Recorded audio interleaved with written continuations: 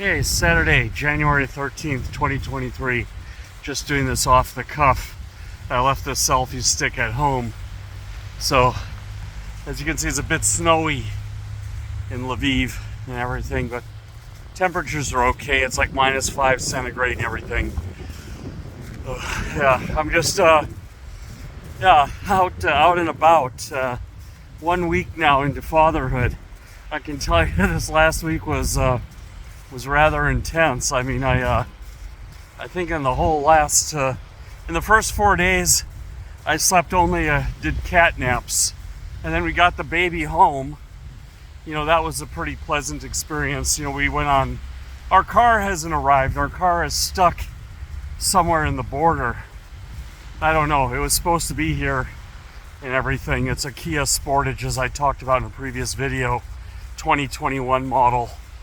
So yeah, it was in California. So it's like I said, there's these Ukrainian guys, a lot of them. They import cars from the U.S., fix them up, and then bring them over here. So yeah, good stuff. So anyway, that's stuck in the border. My parts for my Nordic Track ski machine are in limbo somewhere too in the Netherlands.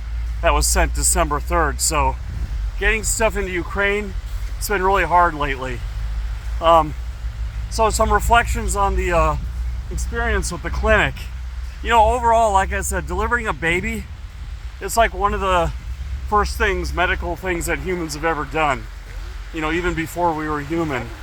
You know, there's, you know, when we were hominids, you know, we were delivering babies assisted. You know, I don't think humans have ever been able to deliver a baby unassisted, although you hear stories about mothers doing it, but it's very much the exception and not the rule. So one thing I noticed about the medical system in Ukraine, it's okay, but you better go in there knowing everything, reading up on all the procedures and standards, because there are differences, and a lot of the stuff they do here is based on Soviet Union practices. You know, for example, you know, when your baby is born, you cut the umbilical cord, there's a stump, and this is one of the key differences. Here they use peroxide to treat the stump. And in America, Mayo Clinic, you know, Mayo Clinic is probably the premier website for medical advice or medical procedures. You know, it's one of the top it is the top clinic in the world, the one in Rochester, Minnesota, and they have every medical procedure on their website. It says they use water. You know, so that's just like one example, because, you know, the peroxide can leach through the skin, get into the baby's bloodstream, and affect their immune system, I have no idea, but it's not something that was around 200 years ago.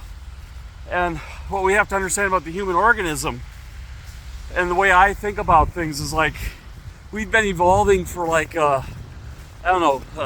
million years as hominins, or maybe even 6 million years, but as modern humans, 200,000 years.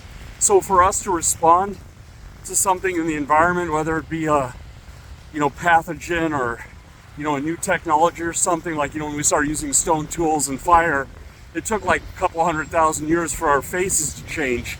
You know, when we started cooking meat instead of eating it raw, and for our stomachs to change. So it'll probably take us a couple 100,000 years to respond to some of these medications, urban living. You know, right now humans have been, you know, our bodies are still designed for living outside, for hunting, for foraging. And, you know, that might explain a lot of depression in Western countries where people are sedentary. You know, they're not moving around very much, you know, because they really want to hunt. They really want to move, travel, move place to place. I mean, they were still at that point in evolution.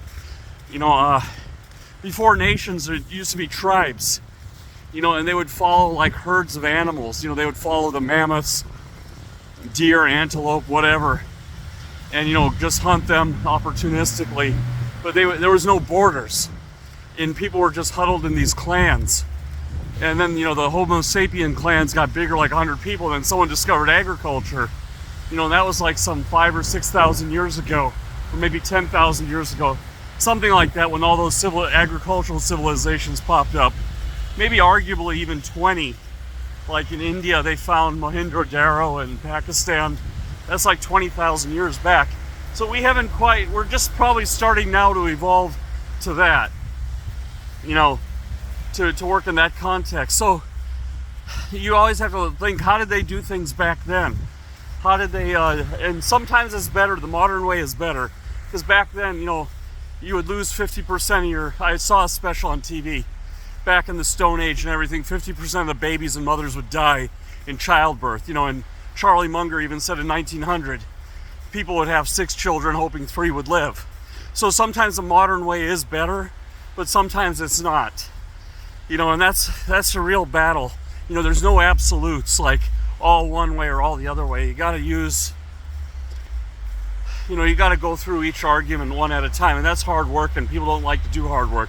Like right now, we need some lotion for the baby, and we were looking at these quote-unquote organic lotions in the pharmacy, and they're all full of like talc and alcohol and all these other chemicals. And just for basic chemistry knowledge, I understand alcohol molecules can work their way through the skin and get into the bloodstream. So I'm going to the supermarket and going to buy an aloe vera leaf, because, you know, people in the jungles were using aloe vera for tens of thousands of years to, you know, relieve skin conditions. So we can trust that because it's a plant. You know, and I was also thinking about using some kind of animal butter, like goat butter or some denser butter than cow butter, as a moisturizer. You know, something, you know, so yeah, it's just you know, having a baby, it's that's why I took time off work, you know, just gone to a part-time schedule. I want to be smart on all of this. You know, I want my daughter to be extraordinary. You know, I want her to excel in everything she does, and she has options. I want to show her all the doors and make sure they're all open so she can choose one that makes her happy. I mean, as I said on the record, you know, and if she sees this video, I'm hoping she becomes a pilot. But if AI takes away pilots, you know, and I think we're 10 years away from self-driving cars and, you know, self-driving airplanes, and people even think in 20 years, like when she's grown up, man, are you crazy? Driving a car yourself, you know, piloting a plane yourself, man, are you crazy? That's probably what it's going to be like in 20 years. You know, it's something like, man, you would drive a horse, you know. now horse riding is just a hobby where it used to be the norm. So that's you know, so if she doesn't do that, I would hope like a veterinary doctor, you know, go to Kansas State where I went. They have a very good large animal program, or University of Pennsylvania, you know, near Delaware. They have a very good veterinary program, and, you know, a large animal veterinary medicine is like very good. It's very lucrative. It's horses, it's cows, it's you know, taking care of whales and all this kind of stuff out in the ocean, you know, if they get injured in the net. And then small animal veterinary practice is something you can get a job anywhere. It's just like being in IT. If you know how to do small animals, she can work here in Ukraine, she can work in England. Everyone needs their dogs and cats looked after, and it's a lot less liability than like medicine. But yeah, if she wants to be a doctor, a human doctor, I would support that.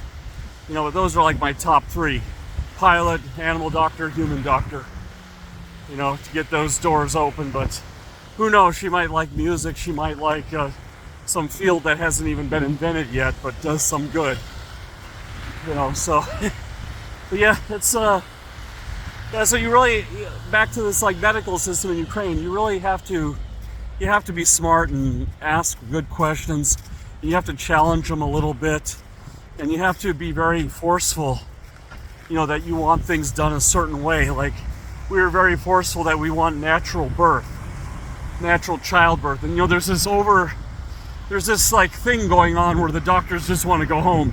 They want to get paid and go home. So like, just stick her with the, you know, anesthesia, do a C-section, cut the baby out, get it done, let's get out of here. But we were very adamant, and we were one of the 3% in Ukraine who did it natural. And that's something I'll talk about in my next video, is about how to prepare for natural childbirth. Because again, you know, it's not for everybody. as I was talking about the human evolution earlier, back in the day, humans were walking 10, 20 kilometers a day, hunting, foraging for food, getting firewood, making shelters. That's where we are in evolution. So, we did a lot of physical fitness, like twice a day. Gym workouts, long walks, running, that were continuously active during the day, like people were in the Stone Age. And you have to sacrifice a bit. I took an easier job and everything and put more time into this because it's important. You want to give your kids all the advantages, and everything starts at conception. Pregnancy is all about good blood circulation, good nutrition, getting enough folic acid and, getting enough blood flowing. And then, childbirth, being conditioned for it. You can't condition during pregnancy too much, but you can condition before, and then you can get, do yoga and stuff so that, when you are hitting those pain thresholds, you're not going to go into a cardiac arrest. But we'll talk more about that later, about the physical conditioning required and what we did to have a successful delivery, and be in this 3% club. And I'll tell you, this I couldn't be happier in life right now. I mean, this baby keeps you up all night, all day.